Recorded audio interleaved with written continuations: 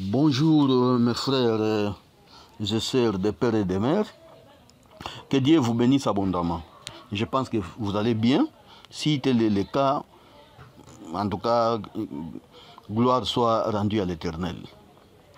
Mes frères et sœurs, me voici une fois de plus à travers cet audio pour partager une fois de plus la joie que j'ai après la confirmation par la Cour constitutionnelle de la victoire de Fachi aux élections présidentielles du 20 décembre 2023, une victoire méritée.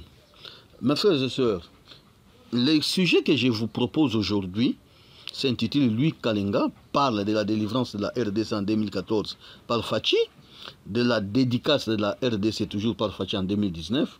Je vous parle de Boulala Pungia Babébé, je vous parle de l'Imperium, ainsi que peut-être de la perspective d'avenir de la RDC. Mes frères, je sais que beaucoup d'entre vous seront étonnés de m'entendre parler de la délivrance de la RDC en 2014 par Fachi.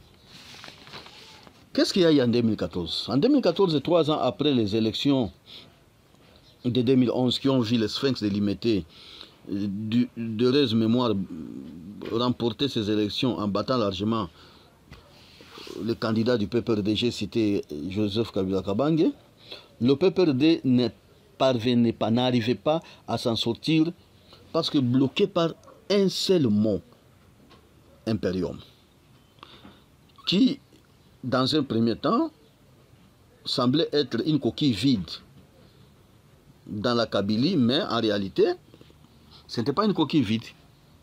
Alors, cherchant comment se tirer de ces blocs cadenas-là, de l'Imperium, le PPRD fait venir de la communauté internationale, donc quelques amis de la communauté internationale, voulais-je dire, fidèles à eux, pour qu'ils assistent aux discussions qu'il s'est proposé d'avoir avec l'opposition républicaine, avec l'IDPS en tête, et chose faite.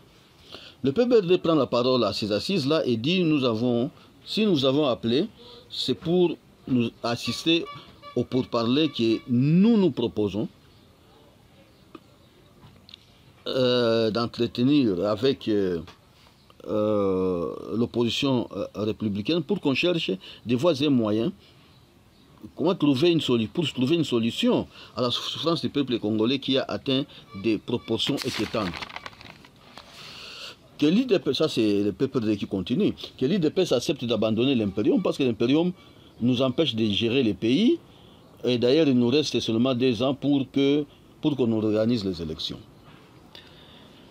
De son côté, très sensible à la souffrance du peuple congolais, l'opposition républicaine n'a pas trouvé d'inconvénient de répondre à la demande du PPRD, surtout que le motif avancé par le PPRD était la solution à la souffrance du peuple congolais. L'opposition républicaine accède à la demande, mais pose des conditions, dont les 3 ici.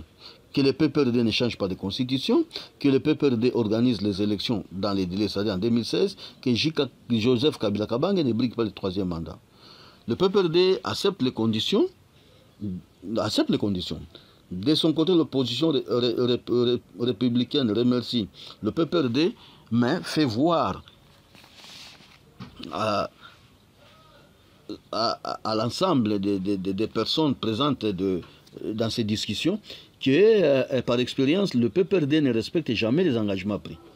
Alors pour cette fois-ci, ça c'est l'opposition qui nous dit, nous demandons que le PPRD prenne l'engagement par écrit. Chose faite, l'engagement par écrit a été fait. Les amis de la communauté internationale ont remercié les 2 parties. Et ils ont pris le papier signé par le PPRD au titre d'engagement, ils sont partis. Ils ont pris l'avion, ils sont partis.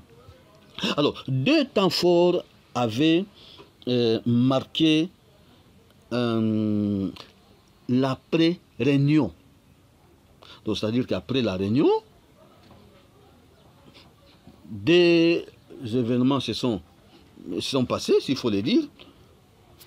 Le premier temps, c'est la communauté internationale présente à ces assises félicite l'opposition républicaine et particulièrement Fachi en lui disant que nous étions très pessimistes quant à l'issue de ces discussions. on était sûr que l'IDPS n'allait pas répondre favorablement à la requête du PPRD. Et le chef de la délégation de cette communauté internationale félicite Fachi en lui disant « Fachi, tu es terrible. Tu viens de sauver la RDC. » Et ça, ce sont des mots forts qui étaient sortis de la bouche du chef de la délégation. La joie était immense dans les camps de l'opposition. Et un prophète dont j'ai tais les noms dira ceci à Fachi. Félicitations honorables. Vous venez de mettre fin à l'aventure de la Kabylie en RDC. Il continue ceci en disant, de la même manière que George Bush Junior avait mis fin à l'aventure de Saddam Hussein qui avait humilié George Bush papa lors de l'opération Tempête sur le désert en 1991, et de la même manière que vous venez de mettre fin à l'aventure de Joseph Kabila en RDC, lui qui avait humilié Tshisekedi papa en le mettant en résidence surveillée malgré son âge. Mes frères et sœurs, je vous dis que ces jours-là, que Fachi avait délivré la RDC des mains des Philistins. Deuxième temps, du côté philistin, côté de la Kabylie, lorsque nos amis philistins sont allés faire rapport à JKK, ces derniers étaient dans tous ces états, il était très fâché et très même. Et leur dit, comment pouvez-vous accepter de signer un tel engagement sans mon avis? Vous venez de remettre à l'IDPS à cause de votre imprudence, sur base d'un papier seulement et d'un silo, le pouvoir que j'avais arraché au prix du sang en 2011. À Basourdi, les hommes de Joseph Kabila ne comprennent absolument plus rien. Mais finalement, ils se sont rendus compte que Joseph Kabila leur avait caché l'objet de la mission qui leur avait été confiée.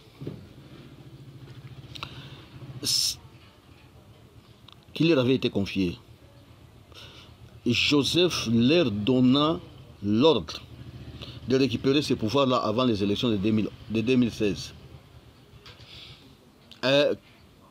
Quelques temps après, 2016 arrive. C'est l'année électorale. Les hommes de Kabila n'ont pas récupéré les pouvoirs. Qu'est-ce qu'il faut faire? Qu'est-ce qu'il faut? Il faut négocier une transition de façon à permettre à la Kabylie d'obtenir l'anéantissement des engagements pris par elle en 2014. Les pourparlers pour une transition de 2 ans doivent débuter. L'IDPS dit ne pas être concerné. Il faut obligatoirement organiser les élections. De son côté, la Kabylie multiplie les stratégies. Oden Kodjo arrive, le choix de la Kabylie est tombé sur Kamere, alors que JKK de son côté n'était pas d'accord avec ses hommes, mais avait gardé silence. Et lui veut seulement un premier ministre venant de l'IDPS. Et quelques heures seulement avant la nomination de Vital Kamerhe en qualité de Premier ministre, Joseph Kabila refuse en disant que Vital Kamerhe n'a pas un poids politique. Alors, après JKK s'ouvre au sien en disant « Je vais Fachi comme Premier ministre ». Fachi dit « Non, je ne suis pas demandeur du poste de Premier ministre ». JKK insiste, il faut un Premier ministre venant de l'IDPS. Sami Badi Banga est recruté comme Premier ministre avec mission d'obtenir l'annulation des engagements pris par le PPRD en 2014. Sami Badi Banga rassure le PPRD, dit non, Fachi c'est mon frère, on se connaît bien, je vais le faire. Quelques mois seulement après, il est remplacé par Bruno Tshibala, lui aussi incapable d'accomplir la mission. Incapable d'accomplir la mission. Alors, qu'est-ce qui va arriver après, mes frères? Après, le PPRD est toujours coincé. Alors, frères et sœurs, je m'en vais attirer votre attention sur un fait. Vous ne vous êtes jamais posé la question de savoir en l'espace d'une année seulement, 2016 à 2017, pourquoi Joseph Kabila cherchait à nommer 3 premiers ministres, 3 personnes provenant de l'IDPS. Pourquoi? Pourquoi seulement dans l'IDPS? C'est seulement au sein de l'IDPS. Donc il y avait des gens capables pouvant régler les problèmes de la souffrance des peuples congolais. Qu'est-ce que réellement Joseph Kabila cherchait dans l'IDPS? Je vous dis, il cherchait à se désengager de l'accord de 2014 avec la bénédiction de l'IDPS. Si Sami Badibanga ou Bruno Tshibala arrivaient seulement à faire tomber ses engagements, les élections de 2016 allaient avoir lieu en 2025. Les schémas étaient déjà tracés, tout était déjà tracé. C'est comme ça qu'en 2018, vous avez vu la Kabylie faire entrer ONIP à danse. ONIP de Lumano.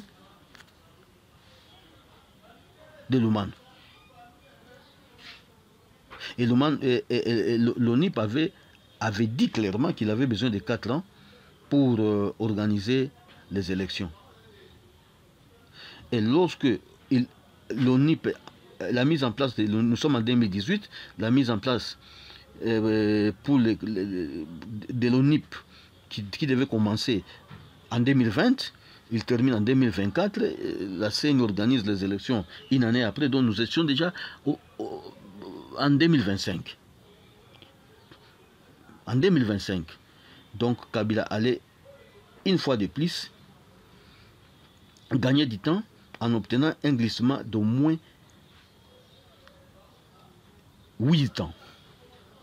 Heureusement que l'engagement pris en 2014 avait bloqué la Kabylie. Et lorsque Kengo Adondo dit au Sénat en 2018, en rejetant le projet de loi sur ONIP, nous avons écouté la rue. Et là, c'était le couronnement du succès du travail abattu par l'IDPS en 2014. Donc, qui avait exigé au PPRD de signer sa mort en RDC. Et le PPRD avait signé sa mort.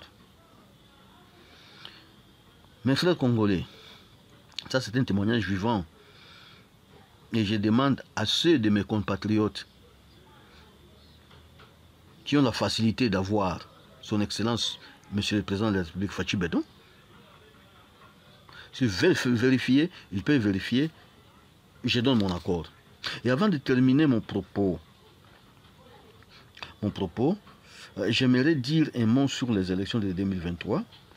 Mes frères, en 2018, avant les élections, son Excellence Fachi, au micro de Christian Lusakoueno, avait dit que je vais changer la classe politique. Et Christian Lusakoueno lui avait demandé comment vous allez changer la classe politique. Les élections de 2023 ont eu le mérite d'avoir aidé Fachi à renouveler la classe politique. Pendant que Fachi était chez lui, en train de suivre le déroulement des élections, le peuple congolais s'adonnait à un exercice. Lequel exercice était en train d'attraper les fraudeurs. Parce que toute l'ancienne classe politique était concernée par cette fraude. Et la classe politique et le peuple congolais a mis fin à cette classe politique honteuse. Alors, heureux l'homme qu'on appelle Christian Lusakoueno, parce qu'il a vu le peuple congolais répondre à la question qu'il lui-même avait posée à Fachi, la question de savoir comment changer la classe politique. Vive les changements de la classe politique en RDC. Merci beaucoup.